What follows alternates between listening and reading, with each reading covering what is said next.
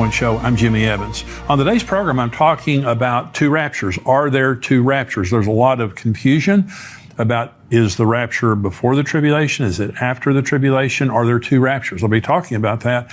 I'm also going to be talking about a news article right now about Iran and Israel, the bombings that have been happening. The Islamic Jihad, Palestinian Islamic Jihad, has been bombing Israel. Almost 1,000 rockets have been fired. Probably by now there's been over 1,000. This is a great escalation now in the battle, the war between Israel and Iran's proxies. I'm going to be talking about my opinion about what's going to be happening. That's the subscriber portion. The teaching is going out to everyone, including YouTube, but the subscriber portion of the program today, I'm talking about that. I'm also answering questions from our subscribers. These are some of the questions I'll be answering. The first is, why do some people get to make mistakes all their lives, be the worst person for decades, and then find their way to Christ? And some people die when they're still young and dumb and haven't really had a chance to figure that out. Does God already know their future, that they would never turn around, and so he lets them pass away early into damnation? Here's another question. What happens if you're pregnant during the rapture? Another question. Why does God bind Satan for 1,000 years instead of just throwing him into the lake of fire with the false prophet and the Antichrist? Those are good questions. I'll be answering those questions today. Again, this is the subscriber portion. When I talk about the news articles, when I answer questions from subscribers. If you're watching on YouTube, I want you to become a subscriber for $7 a month, $77 a year. You don't just get the full program here. You get Dr. Mark Hitchcock's podcast tomorrow. Wonderful podcast, Marking the Times. All of our articles, Q&A that goes on all week long in the news articles and things like that. So I want you to become a subscriber of endtimes.com. So the question today, this is actually a question from Becky. And I read her question, and what I wanted to do was just to unpack this fully and not answer it quickly. But here's Becky's question. Is Matthew 24 written in chronological order of events? The tribulation is mentioned prior to the verses that speak to the rapture. Reading it chronologically, it would make a good argument for a post-tribulation rapture. And Becky, I'm so glad that you asked that question, because this is something I needed to patiently talk about for a long time. And that's why I'm so glad you asked that question, so I can talk about this today. A lot of people get very confused related to Matthew 24. Matthew 24 should help people, but really it confuses people. It confused me too for years, because it does talk very specifically about a post-tribulation rapture, a very graphic description of a post-tribulation rapture. Okay, so Becky's question begins with, is Matthew 24 written in chronological order? The first part of it is, the second part of it is not. Okay, so let me answer it this way. So let's go to the first part of Matthew chapter 24, and Jesus is being asked, what's going to happen at the end times? And he answers chronologically, okay, to a certain point. This is Matthew 24. Jesus went out and departed from the temple, and his disciples came to him to show him the buildings of the temple. And Jesus said, do you not see all these things? Assuredly I say, yet not one stone will be left here upon another that shall not be thrown down. Now as he sat on the Mount of Olives, the disciples came to him privately, saying, tell us, when will these things be, and what will be the sign of your coming and of the end of the age? And Jesus answered and said to them, take heed that no one deceives you, for many will come in my name, saying, I am the Christ, and will deceive many. And you will hear wars and rumors of wars. See that you are not troubled, for all these things must come to pass, but the end is not yet.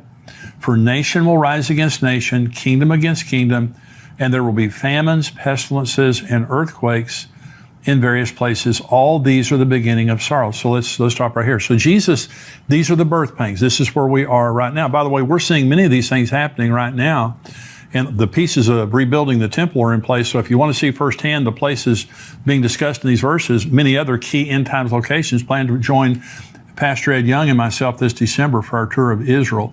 We're going to have a great time. Pastor Ed Young and myself, we're taking a very large group. There's still room for you. And by the way, we have 5-star groups that are staying in the best places. We have economy groups. There's different price ranges that you can pick when you go. So if you want to stay in the best hotels and have all the best accommodations, we have places for you. If you want to go more of an economy route, we have that also. Again, go on endtimes.com and sign up to go to the Israel trip coming up this November. And so what is happening right now is the fulfillment of the first part of Matthew 24. Wars and rumors of wars, nation against nation, kingdom against kingdom. You can check that box. It's happening all over the world right now, but also famines and earthquakes and all those kinds of things like that, and pestilences. These things are happening right now. So we're in the birth pains. And I've said this before, when a woman's having a baby, the birth pains start kind of mild. I'm saying mild. I don't think a woman would say that. They're kind of mild. And then they get very intense and very close together. We're seeing intense birth pains right now, extremely intense. And so I believe a birth is about to happen. And that birth is the kingdom of God and the rapture and things like that. But Jesus is now, in chronological order, just going through the signs of the time. He said, the end is not yet. These are the beginning of birth pains. This is verse 9 now. He's going to continue to go in chronological order. Then they will deliver you up to tribulation and kill you. Now we're into the tribulation. And you'll be hated by all nations for my name's sake, and then many will be offended. Will betray one another and will hate one another. Then many false prophets will rise up and deceive many. And because lawlessness will abound, the love of many will grow cold. But he who endures to the end shall be saved. And this gospel of the kingdom shall be preached in all the world as a witness to all the nations, and then the end will come. Therefore, when you see the abomination of desolation spoken of by Daniel the prophet standing in the holy place, whoever reads, let him understand. Then let those who are in Judea flee to the mountains. Let him who's on the housetop not go down to take anything out of his house. And let him who's in the field not go back to get his clothes. But woe to those who are pregnant and to those who are nursing babies in those days. And pray that your flight may not be in winter or on the Sabbath. For then there will be great tribulation, such as not been since the beginning of the world until this time, no, nor ever shall be. And unless those days were shortened, no flesh would be saved. But for the elect's sake, those days will be shortened. Then if anyone says to you, look, here's the Christ, or there, do not believe it. For false Christ and false prophets will rise up and show great signs and wonders to deceive, if possible, even the elect. See, I have told you beforehand. Therefore, if they say to you, look, he is in the desert, do not go out. Or look, he is in the inner rooms, do not believe it. For as the lightning comes from the east and flashes to the west, so also will be the coming of the Son of Man. For wherever the carcass is, there the eagles will be gathered together. And this is where he talks about the rapture. Immediately after the tribulation of those days, the sun will be darkened, the moon will not give its light, the stars will fall from heaven, and the powers of the heaven will be shaken. Then the sign of the Son of Man will appear in heaven. Then all the tribes of the earth will mourn, and they will see the Son of Man coming on the clouds of heaven with power and great glory. And he will send his angels with a great sound of a trumpet, and they will gather together his elect from the four winds, from one end of heaven to the other. Okay, so let's stop right here. Now, this is all chronological, and he goes right to the end of the tribulation. And Jesus says, graphically, immediately after the tribulation of those days. And he says the sun will be darkened, the moon will not give its light, the stars of the heaven will not shine, and the powers of the heavens will be shaken. So he's describing a very, very terrible time. He says, unless those days have been shortened, no flesh would have survived. So let me first of all begin, because in the last program, I was talking about the case for a pre-tribulation rapture, okay, which I hope I made clearly. There is a post-tribulation rapture. Jesus says immediately after the tribulation of those days. There's no doubt about the fact that he's talking about at the end of the tribulation, there's going to be a gathering of the living and the dead people who accepted Christ after the first rapture and during the tribulation. So after these verses, okay, after verse 31, Jesus changes timelines here, okay? He's not on the same timeline. Jesus is now talking about preparing for a pre-tribulation rapture. And I'll prove this to you. Now, this is verse 32. Learn this parable from the fig tree. Now, he's changing. This is different. He's no longer talking about the tribulation. Learn this parable from the fig tree. When its branch has already become tender and puts forth leaves, you know that summer is near. So you also, when you see all these things, know that it is near at the doors. Assuredly, I say to you, this generation will by no means pass away till all these things take place. Heaven and earth will pass away, but my words will by no means pass away. But of that day and hour, no one knows, not even the angels of heaven, but my Father only. But as the days of Noah were, now listen to this, because this is very different from the end of the tribulation. As the days of Noah were, so also will be the coming of the Son of Man. For as in the days before the flood, they were eating and drinking, marrying and given in marriage until the day that Noah entered the ark, and did not know until the flood came and took them all away. So also will the coming of the Son of Man be. 2 men will be in the field, one will be taken, the other left. 2 women will be grinding at the mill. One will be taken, the other left. Watch therefore, for you do not know what hour your Lord is coming. So now, this is completely different from the text before that. The text before that, Jesus is saying, unless those days have been cut short, no flesh will have survived. Great tribulation is going to come on the world. This has not happened in the history of the world, nor ever will be. The sun will be darkened, the moon will not give its light. The powers of the heavens will be shaken. Jesus graphically describes in the first part of Matthew 24 the worst time in the history of the world. Then he starts talking about, look at the signs of the times and be ready when I come, because my coming will be like in the days of Noah. They were buying, selling, marrying, giving in marriage, business as usual. There is no business as usual at the end of the tribulation. Okay, there's a stark contrast. Listen to this verse. This is where Jesus talked about the tribulation. Immediately after the tribulation of those days, the sun will be darkened, the moon will not give its light, the stars will fall from heaven, and the powers of the heaven will shake it. Listen to these words now. As the days of Noah were, so also will the coming of the Son of Man be. For as in the days of Noah, or as in the days before the flood, they were eating, drinking, marrying, giving in marriage, until the day Noah entered the ark. They did not know until the flood came and took them all away. So also will be the coming of the Son of Man. One of the most important doctrines concerning the rapture is imminency. Now, Jesus is going to come. I believe that some year Jesus is going to come during the Feast of Trumpets. I've talked about that before on the program, which happens in the fall of the year. Next year, it will be during our conference that the Feast of Trumpets happens. But it could happen anytime. Jesus can come anytime he wants to. But imminency is a very important doctrine. But you have to understand that when the abomination of desolation takes place, Jesus said, because some people would say there is no pre-tribulation rapture. The rapture happens at the end of the tribulation. You can actually count. Jesus said you won't know the day or the hour. You can actually count the days from the abomination of desolation until the second coming of Jesus. Let me show you in Scripture. Daniel 9:27 says this. This is Gabriel talking to Daniel. He shall confirm a covenant. The Antichrist shall confirm a covenant with many, Israel, for 1 week, for 7 years. But in the middle of the week, he shall bring an end to sacrifice and offering, and on the wing of abomination shall be one who makes desolate, even until the consummation which is determined is poured out on the desolate. Okay, there's going to be a 7-year covenant. The Antichrist is going to show up. The tribulation begins when the Antichrist confirms a covenant with Israel for 7 years. In the middle of the 7 years, what it just said in Daniel 9, the abomination of desolation takes place. Okay, so right in the very middle. Okay, this is Daniel chapter 12. Then I, Daniel, looked, and there stood 2 others, one on this riverbank and one on the other riverbank. And one said to the other man clothed in linen, who was above the waters of the river, how long shall the fulfillment of these wonders be? Then I heard the man clothed in linen, who is above the waters of the river, when he held up his right hand and his left hand to heaven, and swore by him who lives forever, that it shall be for a time, times, and half a time, and when the power of the holy people has been completely shattered, all these things shall be finished. Although I heard, I did not understand. Then I said, my Lord, what shall be the end of these things? And he said, go your way, Daniel, for the words are closed up and sealed till the time of the end. Many shall be purified, made white, and refined. But the wicked shall do wickedly, and none of the wicked shall understand, but the wise shall understand. And from the time that the daily sacrifice is taken away, and the abomination of desolation is set up, there shall be 1,290 days. Blessed is he who waits and comes to the 1,335 days. Now, there are 3 periods of time being talked about here in Daniel 12. They're very important. The first, the question was asked, how long is this going to happen? And it was 1,260 days, a time, times, and half a time. Israel used a 360-day lunar calendar. So that's 1,260 days.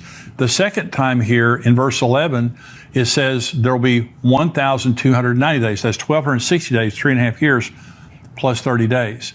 It says, blessed is he who waits and comes to the 1,335 days. That's actually the beginning of the millennium, after the second coming, after the abomination of desolation has been removed, after the sheep and goat judgment and all those things have happened.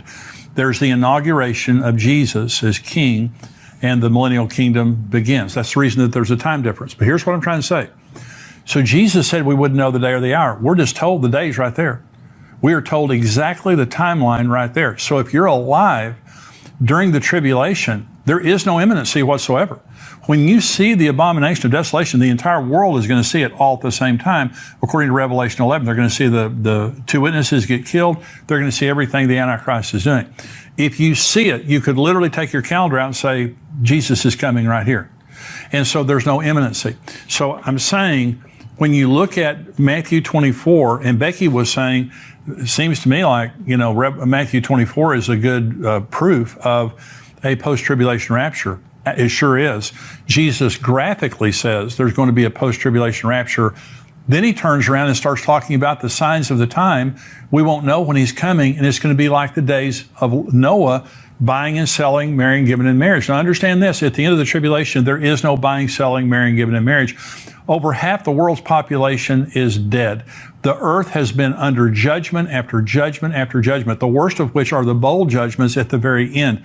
There's no buying and selling, marrying, giving in marriage. Jesus said, unless those days have been cut short, no flesh would have survived. And remember, Jesus said, it will be like the days of Noah before the flood. Okay, so this is a pre-judgment, a pre-wrath text here that Jesus is talking about two different periods of time. Again, Jesus said, unless those days have been cut short, no flesh would have survived. Then he's over here talking about buying, selling, planning, building, giving in marriage, those things like that. And so it's a very, very easy text for me. Of course, I've studied for a long time, but Becky's question was, is this chronological? Is Matthew 24 chronological? It is, up until verse 31. Jesus begins, when his disciples question him, he begins by talking about the birth pain judgments, all the things that will be happening up until the tribulation. Then he says, then you're going to be going to great tribulation. He talks about the abomination of desolation. He talks about the second coming, when every eye will see him. The rapture, the pre-tribulation rapture, is a private event that take place in the sky between Jesus and the believers. The earth doesn't know anything other than a lot of believers have disappeared. The second coming, every eye will see him. His feet come down, touch the Mount of Olives.